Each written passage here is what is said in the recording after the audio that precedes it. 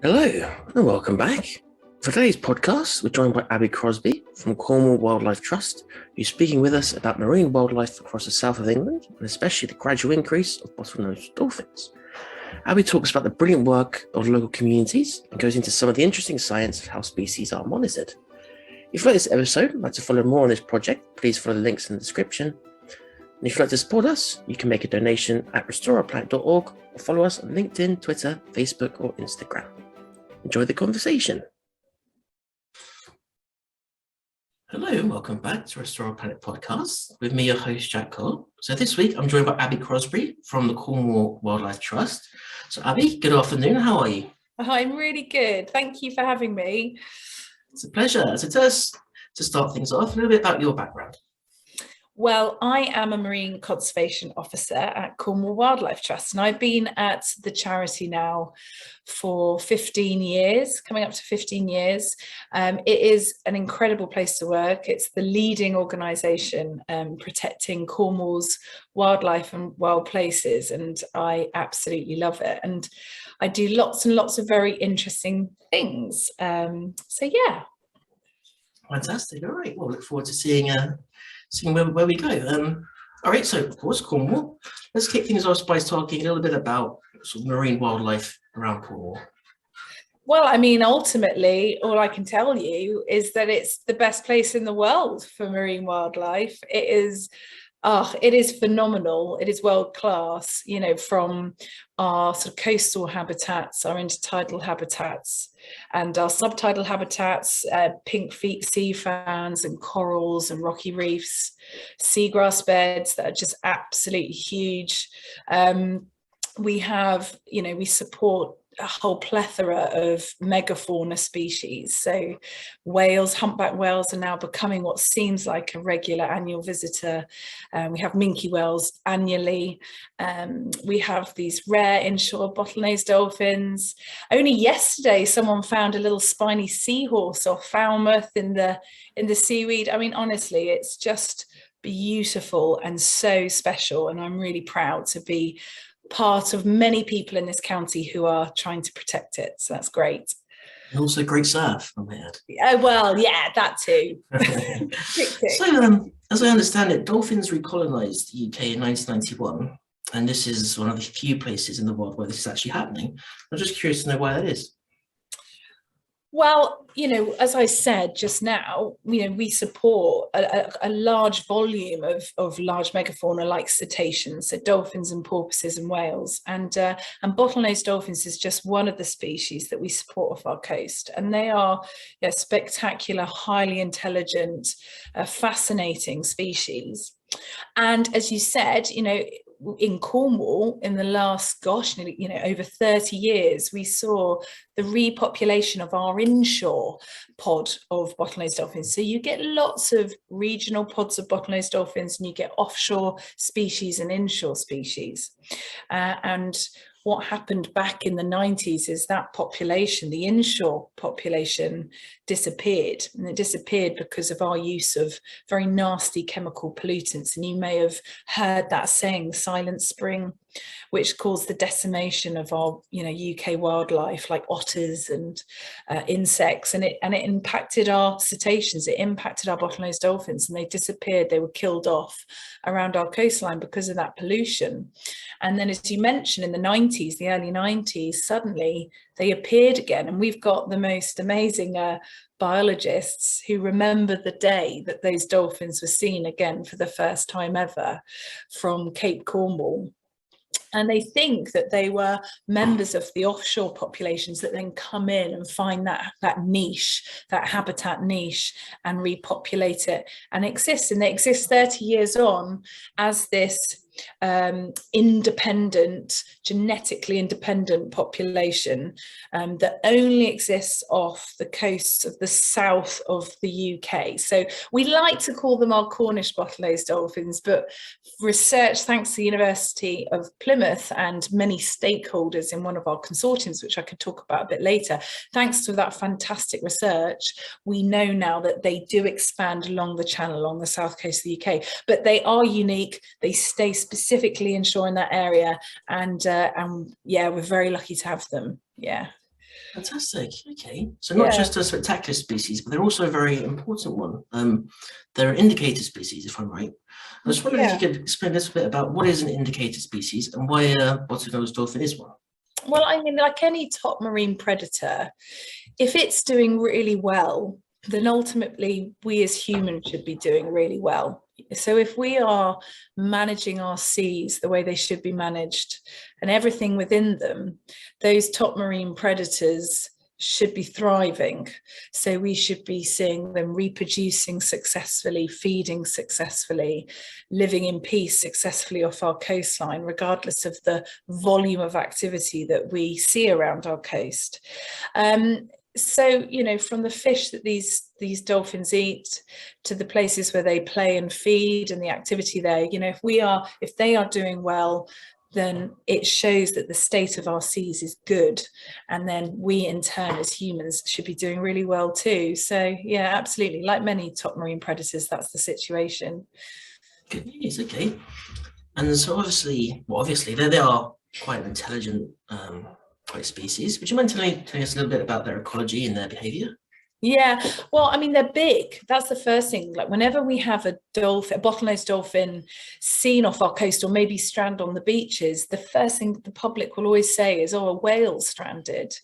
And we'll be like, oh, right, okay. And then we see the photos and we realize it's a bottlenose. They can grow over 4 meters in length.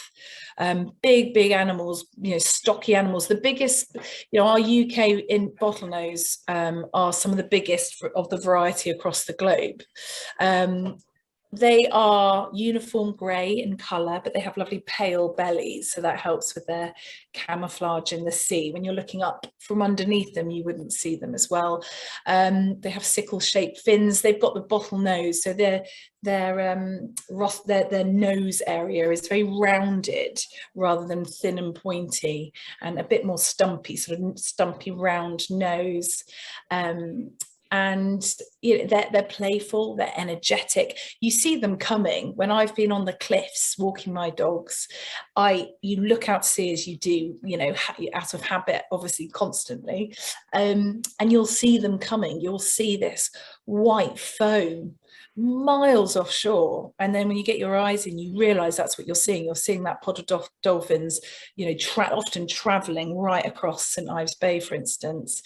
And it's just such a privilege to see them. Sometimes, well, annually we see them with calves with their little tiny babies, which they have after a long gestation, and those calves will stay with the unit, particularly the maternal unit, for a long time, years and years and years. And it's absolutely wonderful. You know, we know that they talk to each other, that they have names for each other. They communicate using those whistles and those clicks. So highly intelligent. There's so much about them we don't know that we still need to know, and that's why we do the work we do, you know, to keep trying to research them and find out more about their ecology and biology, so that we can then know how to manage and protect them better in our waters. Yeah. So you mentioned that you can identify individuals. Tell us a little bit about their dorsal fins and some of the individuals that you've identified, and perhaps a few anecdotes and some behaviours you've noticed. So like people will probably have heard of it with other species around the world. You can use the fins of these cetaceans to identify individuals in the population. So in humpback whales, they'll use their tail flukes, for instance, but in bottlenose dolphins, it's a well-known research method to look at the shape of their dorsal fins and look for any scratches or scars or notches or nicks, that we can then review and identify year after year. So it's a really non-invasive way of studying the animals, because once you can identify an individual, you can track its movements and its behaviour wherever it goes. And so there are catalogues for these pods. So as we mentioned earlier, we have a pod here in Cornwall, this inshore population that exists around the south coast of the UK. Well, there are other populations. There's a population off Scotland in the Moray Firth, and there's a population off Wales in Cardigan Bay. And there are catalogues for those populations, so that for instance, seeing that in action, we recently had a solitary bottlenose dolphin appear off our coast. So these are often young males that, for whatever reason, are excluded from a pod, and they come and they often frequent really busy areas. They like interaction with people and boats. And we can then use these photo ID catalogues to see if we can track it with one of these other inshore pods, or maybe realise that it's probably from an offshore population. So that's an example of that sort of photo ID in action. But the Wildlife Trust, along with other organisations and partners within our Southwest Bottlenose Dolphin Consortium, have used sightings and photos, really good quality photos of these dorsal fins, the fin on the back of the dolphin, to look at this population in more detail and try and learn more about its ecology, its structure, its population, its ecology, you know, where it goes, what it does. And we've had some really interesting findings from that research. You mentioned a single male there who's sort of been migrating, moving around, staying a little bit sort of lost, as it were. Yeah. But the groups you mentioned before, I forget, sorry, that part of Scotland, and the areas that you've identified otherwise in the south, do they generally migrate, or do they generally stay in the same place all year? What's their general kind of movement patterns over seasons? Well, I mean, these animals, these inshore pods of bottlenose, do show site fidelity. They do, as I said, sort of frequent the same sort of areas throughout the year. However, what we also know is they're really highly mobile, so they do often migrate outside of these kind of key identified areas, which is a bit tricky for conservation. You know, one way in which the government and us protect these amazing animals is by designating areas, marine protected areas, called special areas of conservation, or SACs, identified specifically for these dolphins. So there are bottlenose dolphin SACs in Scotland and in Wales. And it means that within that area, people are aware that this is a key species, and there will be certain laws and regulations to protect that species within those special areas. However, what we always see is that the kind of key populations do migrate outside of those areas. They're mobile, you know, they're wild animals. So SACs, and for a pod like our south coast population, which runs from the north coast of Devon probably all the way through to Brighton, designating an enormous SAC along the whole, it's not unfeasible, but it may not be appropriate. It may not be the best action to take to protect this population. And that's something that we and the governing bodies and other universities, academic bodies are deciding. How can we best protect these really special areas off the south coast of the UK? And that's still a conversation that's happening. So, Abby, you've mentioned a few times that the communities like to get involved. Tell us a little bit about the positive influence and you know, things that local people can do to get involved, and the things they're doing already. Well, in Cornwall, we're really lucky. We have this unique network of community conservation groups called the Yorkshire Network. So there's around 17 local volunteer-led community initiatives that are protecting their coasts and seas. They are collecting data on what exists on their doorstep. They are being an active voice for its protection, for its better management, and they are playing an invaluable role of, you know, helping us, you know, protect these animals in the county.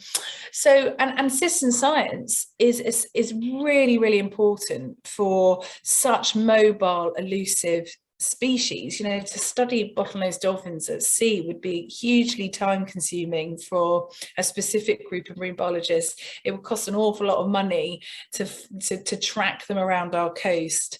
But with people who are out and using our coast all the time, from members of the public to boat operators, wildlife boat tour operators, to lifeguards and coast watch volunteers, you know, they can all play a really active role in gathering data, gathering sightings, and even a basic ad hoc record.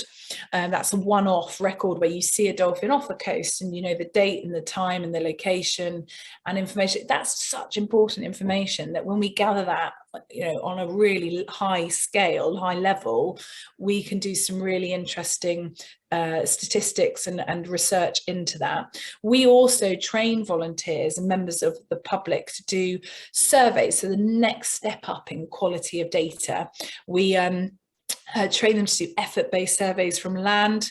There's also surveys that can be done at sea, but we focus as a Cornwall Wildlife Trust on land-based surveys to look at effort and see, very clever statisticians can use that information to then look into populations even further. The Wildlife Trust also run a project, really importantly, called the Marine Strandings Network, where local people in this county are trained to monitor quite sad events when the dolphins wash up around our coast dead. But from a really sad event comes an invaluable opportunity for us to look at the ecology of these animals up close and in a non-invasive way when they are at sea alive. So it's a really important and interesting opportunity to study these animals, and we get a lot. In Cornwall we get often around 250 dead dolphins washing up every year in just this county alone. Now, usually we get at least 1 or 2 bottlenose dolphins every year, so it is this invaluable opportunity to study the creatures up close. Okay, so would you mind sharing with me a little bit about some of the things that you can find out about a dead dolphin? Well, what we generally are aiming to do, as well as taking measurements about their biology, which is all stored within a national programme called the Cetacean Strandings Investigation Programme. So Cornwall Wildlife Trust are an official partner in this national programme, which is funded by DEFRA. And we in the county create sometimes 20% of the UK data. We get that many strandings that's how much data we contribute. So our work is really, really important. And as well as kind of collecting that data on its biology, we will ultimately be looking at the cause of death. We need to understand why these animals are washing up and what are the problems, what are the issues, or what is interesting about these strandings. So animals that are suitable, and that means incredibly fresh, will go to post-mortem with the Cetacean Strandings Investigation Programme. So we work with a veterinary pathologist called James who will do the post-mortems and see the cause of death. However, at the Trust, we also have a programme called BEEP, which is the Bycatch Evidence Evaluation Protocol, where we can study the animals in situ on the beach. So if they're not fresh enough to go to post-mortem, we can still get some information from the carcass on the beach that may potentially give us information on the cause of death. So what sort of causes of death are we looking at? We're often looking at infectious diseases, absolutely, a lot of natural infectious diseases in these creatures. Some animals, some particular species are more susceptible than others in something called brucella, which is like a meningitis within the species. That can be transferred to humans. So we have to be very, very careful and follow really rigorous health and safety protocols. But that's only in very small, tiny proportion of the animals that wash in, and often in very particular species like striped dolphins. The other big thing that we have discovered over our 20 years of research is that bycatch, which is the accidental entanglement of these animals in fishing gear, is one of the top threats to these creatures in our coastal waters. We see at least 30% of the animals that have washed up dead have been caught and died as a result of bycatch, which is a massive, massive problem, a really serious problem. It's a problem that the government are taking seriously, but it's a problem that still needs resolving. And so it's so important that we carry on collecting the data that we do and using that evidence to put pressure on our governing bodies to manage our fisheries in a way to reduce bycatch down to what should be 0%. Okay, and what do you see as some of the future trends in terms of dolphins and marine wildlife in the neck of the woods in terms of the next 5 to 10 years? What would you like to see? Well, I think because, as I said just then, that dolphins, bycatch particularly is a specific problem facing cetaceans in the UK, is being taken seriously at a government level. There's lots of policies coming out. since our new Environmental Act and all the other sort of acts and policies coming out of us leaving Europe, there is a hope that there will be stronger and better legislation protecting bottlenose dolphins in our UK waters. So I'd like to think, and with the general public engagement and awareness of the value of our environment, particularly the value of our sea, thanks to things like the Blue Planet, and also thanks to even COVID, you know, really raising people's appreciation for our natural environment and how important it is for us as well as wildlife. I'd like to think that the future is really positive for our animals, especially as bottlenose dolphins. I like to be an optimist. I don't think it's too late to protect this very vulnerable pod. We think we have around 40-ish animals left in this pod, so they are on the limit of viability. But I think that with better public support, better, stronger legislation, managing activities at sea to protect these animals, the future is looking really positive. And I'd like to keep seeing these trends of increases. You know, we've had big whales coming back in recent years, which is gorgeous to see, and I hope that's a long-term trend. We've got to keep gathering the data to see if it is really a long-term trend, and I would love to see our South Coast bottlenose dolphin increasing in numbers in the years to come. Okay, and finally, Abby, where can people follow you and support your work? You can follow us on our social media. So the Cornwall Wildlife Trust is really active on Twitter and Instagram and Facebook.